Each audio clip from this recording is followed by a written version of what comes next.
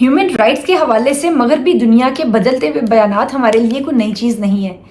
بارہا ایسا ہوتا ہے کہ کشمیر یا فلسطین سے متعلق اگر کوئی بات ہوتی ہے تو اس کو ہنسی میں اڑا دیا جاتا ہے، اور ماڈرن ڈے کی جتنی بھی پرسیویسو اور پروپیگنڈا ٹیکنیکس ہیں وہ استعمال میں لائی جاتی ہیں۔ لیکن اس کے برعکس کوئی چھوٹی سی بات بھی اگر ان کی مرضی اور منشا کے خلاف ہو جائے تو ایسے لگتا ہے جیسے کسی کی دم کے اوپر پیر آ گیا ہو۔ حالیہ دنوں میں بھی ایسا ہی ایک لطیفہ رونما ہوا ہے، اور وہ لطیفہ کیا ہے کہ G7 ممالک، جن میں پہلے G8 ممالک کہا جاتا تھا اور رشیا کو انہوں نے اب ایکسکلوڈ کر دیا ہے، جو ساری وار ہوئی ہے اس کے نتیجے میں، اب اس میں France, US، UK، Germany, Italy, Canada اور جاپان شامل ہیں، اور حالیہ دنوں میں جرمنی سے پریزیڈنسی شفٹ ہونے والی ہے جاپان کی طرف۔ ان جو G7 ممالک کے اندر جتنے یہ سارے کنٹریز ہیں، انہوں نے مل کر جاپان کی حکومت کو خط لکھا ہے، فومیو کشیدا کو پرائم منسٹر ہیں جو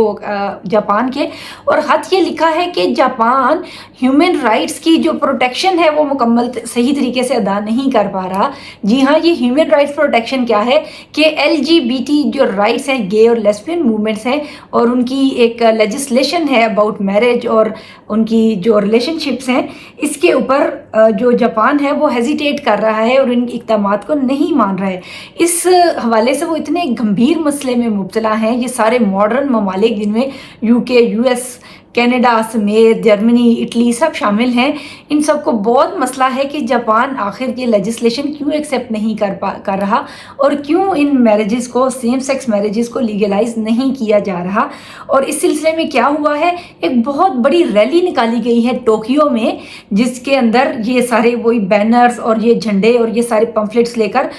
لوگ شامل ہوئے، انہوں نے شرکت کی، اور جو ہیومن رائٹس ہیں ان کا مطالبہ کیا گیا۔ تو یہ LGBT جو رائٹس ہیں یہ ہیومن رائٹس کے زمرے میں ڈالے گئے۔ اچھا، اس لیٹر میں پہلے دیکھتے ہیں کہ لکھا کیا تھا۔ لیٹر میں لکھا تھا کہ Japan can match its international advocacy for human rights with the domestic agenda that includes steps to protect its own LGBTQ rights, یعنی جاپان اس وقت تک انسانی حقوق کو کی جو ایک ہے، ایک اس کو علمبرداری ہے، اس کو ہم نہیں تسلیم کر سکتے کہ جب تک وہ بالکل ڈومیسٹک سطح پر ان سٹیپس کو نہیں امپلیمنٹ کرتا جو LGBT رائٹس کو پروٹیکٹ کرنے والی ہوں۔ یہاں سے اندازہ کریں کہ ان ماڈرن ممالک کے لیے یہ فعل لوط کس قدر اہمیت رکھتا ہے، اور اب ہمیں جب یہ بار بار کہیں کہ یہ سیٹنسٹک، ایلومینیٹی، یہ سب قصے کہانیاں ہیں اور ان کا حقیقت سے کوئی تعلق نہیں ہونا چاہیے، اور ملکوں کو سیکولر ہونا چاہیے، سوچ کو سیکولر ہونا چاہیے، تو اب یہ بتائیں ان لوگوں کی سیکولر سوچ کہاں ہے اور یہ کدھر جا رہے ہیں اور یہ کیا ہو رہا ہے یہاں پر۔ اچھا، ہمیں کوئی مسئلہ نہیں جی، جہاں G7 ممالک کے 6 ملکوں نے تسلیم کر لیا ہے، جاپان بھی اس کو تسلیم کر لے۔ ٹوکیو میں آلریڈی انہوں نے مطلب پیسہ لگایا ہے اور وہاں پر یہ موومنٹ سٹارٹ کی ہے، انہوں نے پریڈ کرائی ہے ایک طرح سے، اور انہوں نے واک کروائی ہے جو لوکل، جس میں شاید لوکل لوگوں نے پتہ نہیں شرکت کی ہے یا نہیں کی ہے، لیکن جو ممتاز ہیومن رائٹ ایکٹیوسٹ ہیں انہوں نے شرکت کی ہے، اور ہمیں نظر آتا ہے کہ پیسہ کہاں سے آیا ہوا لگتا ہے، ہمیشہ اس قسم کی چیزوں کے اوپر پیسہ باہر سے لگ رہا ہوتا ہے۔ اچھا، اس ساری چیزیں میں جو لطیفے کی بات ہے نا وہ یہ ہے کہ جو پریزیڈنٹ ہیں فومیو کشیدا نے 2023 کو ایمرجنسی ایئر قرار دیا ہے جاپان کی پاپولیشن ڈکلائن ہسٹری کی وجہ سے، کہ پچھلے 12 سالوں میں جو ڈکلائن ریٹ ہے 12 کنزیکٹیو ایئر ہے، 0.53 کی پرسنٹیج سے ڈکلائن آ رہا ہے پاپولیشن ریٹ میں، اور پرائم منسٹر نے ڈبل کیا ہے اس چیز کو، بجٹ کو، جو بچوں کے حوالے سے ہیں کہ جو چائلڈ ریلیٹڈ پالیسیز ہیں اس حوالے سے کہ پیرنٹس کو پیسے ملیں گے، بینیفٹس ملیں گے، بچے بنائیں، تو بچے بہت کم رہ گئے ہیں۔ یہاں تک کہ الجزیرہ کی رپورٹ ہے ایک کہ رورل ایریاز کے اندر، جو دیہی علاقوں کے اندر اسکول ہیں وہ بہت زیادہ بند ہو رہے ہیں، اور تقریباً 2002 سے لے کر 2020 تک کے ٹائم پیریڈ میں 450 سے زائد اسکول بند ہو چکے ہیں، اسپیشلی رورل ایریاز میں، اور 9000 یہ اسکول ہیں جو مختلف ایریاز میں یہ بند ہوئے ہیں کل ملا کے ابھی تک کے۔ اور یہ دیکھیں کہ یہ جو ڈکلائن ریٹ ہے اور اس کو انہوں نے ایمرجنسی ایئر قرار دیا ہے، تو کتنی کنٹراڈکشن آ گئی ہے جاپان کی اپنی ہی انٹرنل پالیسیز میں پاپولیشن اور ہیومن رائٹس کے حوالے سے، کہ ایک طرف تو آپ ایسے لاز کو پروٹیکشن دینا چاہ رہے ہیں جو کہ فیملی ویلیوز کو، فیملی یونٹس کو اور میل فیمیل ریلیشن شپس کو بریک کرنے والے ہیں، اور آپ ایک طرح سے ہوموسیکچول میرجز کے لیے پریڈز ہو رہی ہیں، اور حکومت کے اوپر، جاپانی حکومت کے اوپر اور پریزیڈنٹ کے اوپر بڑا شدید پریشر ہے اس وقت کہ وہ ان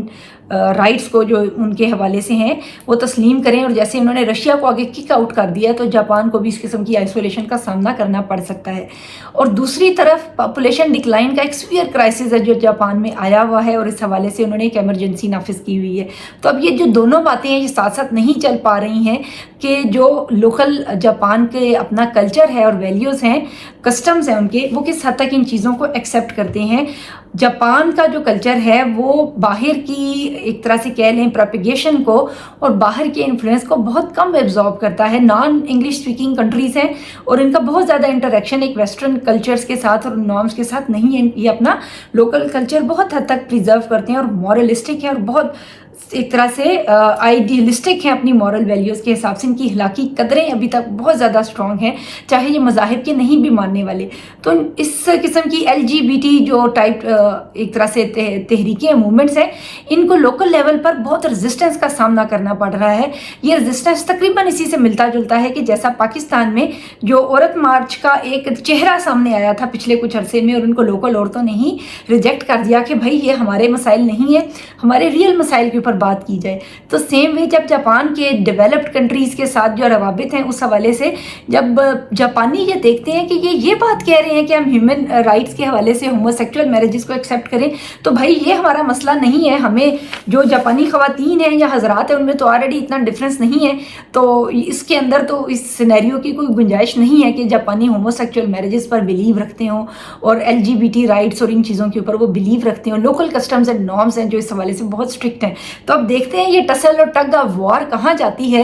G7 ممالک جاپان کو پریزیڈنسی دینے سے پہلے ان رائٹس کو تسلیم کروانے میں کامیاب ہوتے ہیں، یا جاپان کی لوکل نارمز، کلچر اور ریچولز جو ہیں وہ جیت جاتی ہیں۔ ہم بھی اسی کشمکش میں اب یہ دیکھیں کہ یہ ان لوگوں کے لیے بڑا ایک پوائنٹ ہے کہ جو اکثر یہ بات کرتے ہیں سیکولر ہونے کے حوالے سے، مورل جو ایک طرح سے ایتھکس کو اور ریلیجن کو الگ الگ کرنے کے حوالے سے، کہ ریلیجن الگ سے ایک کوڈ ہے اور اس کے اندر بہت سی انہوں نے ایک آڈ ون آؤٹس نکالے ہوئے ہوتے ہیں اور ایتھکس کو ہی سب کچھ سمجھتے ہیں۔ تو جاپانی جو ایتھکس کے اوپر یقین رکھنے والی قوم ہے، دیکھتے ہیں کہ وہ کس حد تک سرنڈر کرتی ہے اس قسم کی موومنٹس کو۔ رائٹ ناؤ تو ہم یہ دیکھ رہے ہیں کہ جاپان بیک وقت پاپولیشن ڈکلائن کو اور اس قسم کی تحریکوں کو جو باہر سے پریشر اور انفلوئنس آ رہے ہیں ان کو کیسے ڈیل کرتا ہے۔